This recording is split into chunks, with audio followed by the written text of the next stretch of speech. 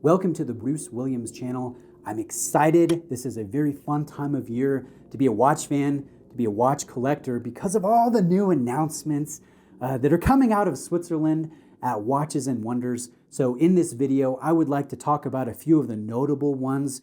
This is by far, not a comprehensive video of all of the cool announcements. I'm just going to talk about some of the more popular ones that we've talked about this week or have been in the news this week. And then I'm going to share a couple announcements that are more exciting to me, the ones that I'm looking forward to seeing in person myself later this year. So let's start with Rolex and Tudor. Now, I hope I don't come across too much like a negative Nancy here. I hope I'm not too cranky, but I kind of feel like Donald Duck in that meme. I wake up in the middle of the night. I'm a little bit groggy. I'm a little bit cranky. Okay, what has Rolex done? Okay, they've done a titanium watch and an open case back like every other watch brand I've been doing for a long time. I can go back to bed. I kind of have this facetious and disappointed feeling that Rolex is becoming less relevant to me the longer I'm in the hobby. And what do I mean by that? I look at their releases and I like what they've done. I like the funky new OP41. I like the reintroduction of the full-size Explorer. I like the new titanium Yachtmaster. I love the yellow gold GMT Master 2. I really respect what Rolex has done this year. But if I went down to my authorized dealer and asked for the yellow gold GMT Master 2 or the OP41 with all of the circles and bubbles, would I get either one of those watches anytime soon? Probably not. And I know some of you watching this video, you have good relationships. You're offered watches regularly at retail. You probably don't understand my sour grapes as much. But I think the vast majority of us watch collectors, we're not in that position. We're not offered watches very often. So the brand feels less relevant to us because the only experience we will have is seeing an exhibition model at the AD from time to time, that's not for sale. So, I like what they're doing, but is it going to affect my life? I don't know, probably not. And that's a disappointing thing to say. So hopefully I'm not too negative here. I'm feeling a little bit negative. I'm kind of feeling like a, grumpy, groggy Donald Duck. That being said, let's talk about the Tudor side of things. Generally, Tudor has been more avant-garde than Rolex, and their watches are more available and obviously more affordable than Rolex. And they have gone very heavy this year with the retro homages. And I think that's exciting, from a collector perspective. I was completely taken by surprise by the new Black Bay 54, a smaller 54. I already thought the Black Bay 58 was as small as I was ever really realistically going to go, but seeing a 37 millimeter version that pays homage to that 1954 reference, I think that's kind of cool. Even though maybe I'm not going to buy that, it just feels more relevant to me because maybe I could buy one if I went to my AD and asked for that specific watch. But I think I'm more excited about the basic 41 millimeter Black Bay with the red bezel, the thinned out case that is more rounded and less slab-like. I really like the Jubilee bracelet, the T-Fit clasp.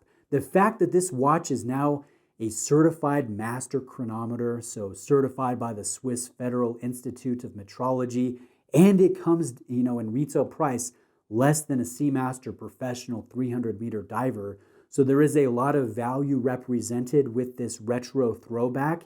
I think it's become an even more compelling release. And then I look at the GMT side of things with the Opaline GMT.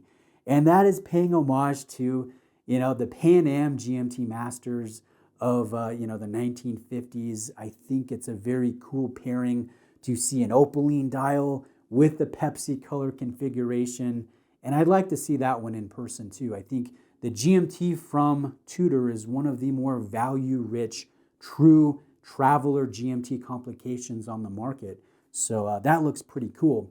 So again, for the most part, I like what Rolex and Tudor have done. I'm more excited about Tudor, But I want to be excited about Rolex. I'm just maybe a little bit of a negative Nancy in the moment. So tell me what you guys think about that. Now let's move on to what was probably the biggest announcement that got the most attention, at least in my perspective, and that is IWC with the 40 millimeter Ingenieur, the Gerald Genta design that they recreated, and I think have done a masterful job at capturing the details, the proportions, and the feel of that original sports piece from the 1970s, again designed by Gerald Genta.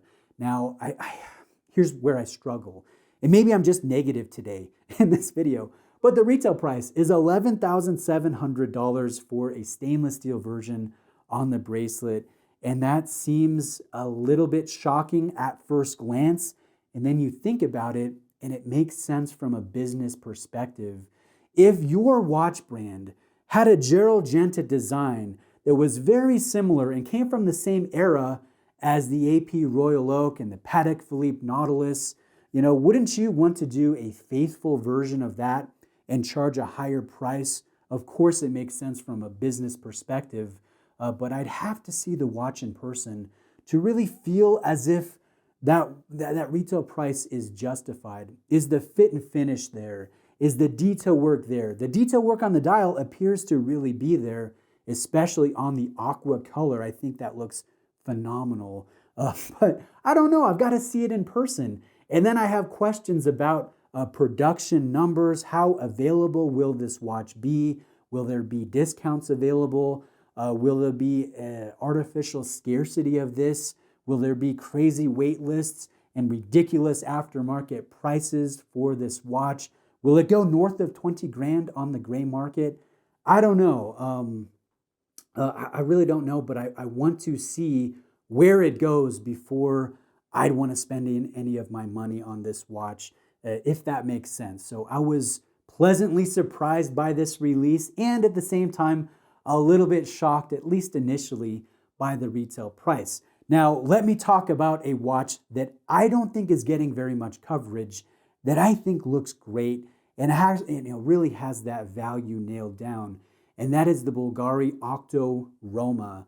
Now, this watch is a Gerald Genta design, perhaps not a one-to-one like the Ingenieur is from IWC, but it still has that roots coming back, or going back to that famous designer, that famous artist. And I think it's a very sharp-looking 41 millimeter stainless steel sports piece with a thread-down crown, 100 meters of water resistance, a thin overall profile that I think will look very elegant on wrist and will have a lot of light play with that bracelet. It's about 9 millimeters in overall height. It has a gorgeous clou de Paris dial. It has a very thin in-house movement with an exhibition crystal on the reverse of the case.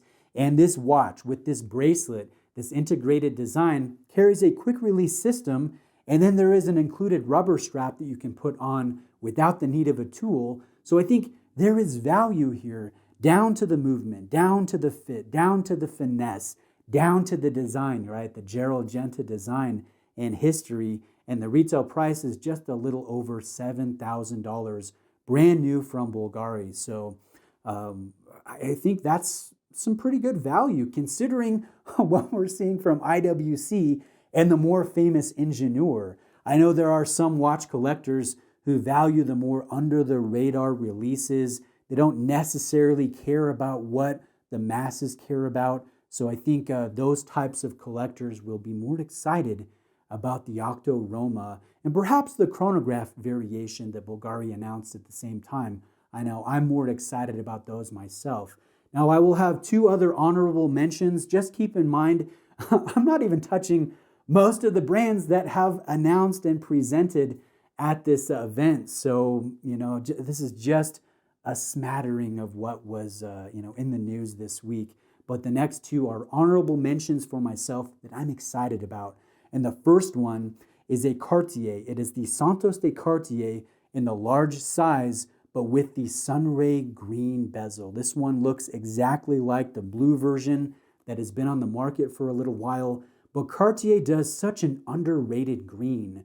It's a dark, deep hue, a forest hue, and I think it will look fantastic in person in this large size. So I'm pretty excited about that one myself. Now, the last honorable mention is another green watch, but it's a lot more out there. It's not taking itself too seriously, and that is the Oris PPX Kermit the Frog edition. And I just love the lime green color, the playfulness of the execution. Obviously, the specs are there, the titanium is there, the original design is there, the very nice bracelet is there, but in the date wheel, you can see a Kermit the Frog on the first of the month. And I think that's hilariously awesome, very casual, and I would totally rock a watch like that. And if Oris were to release, say, a Miss Piggy variation in a salmon color, or a Fozzie the Bear edition, or whatever, Gonzo, if they went crazy with the Muppets, I think that would be pretty fun. So those are the three that I'm most excited about: the Oris, the Cartier, and the Bvlgari. But I definitely can see, the excitement about the Ingenieur, and I'd love to see one in person. I'd love to see most of the watches that we've talked about here in this video in person, to be able to film and share my opinions and present them to you that watch my channel. So hopefully I can get some good hands-on with many of these watches in the coming year. But tell me what you guys think. What do you think of the ones I'm most interested in? What do you think of the ones that got all the headlines this week? Please place that in the comment section. Thank you for watching today. Have a great day. I'll see you next time.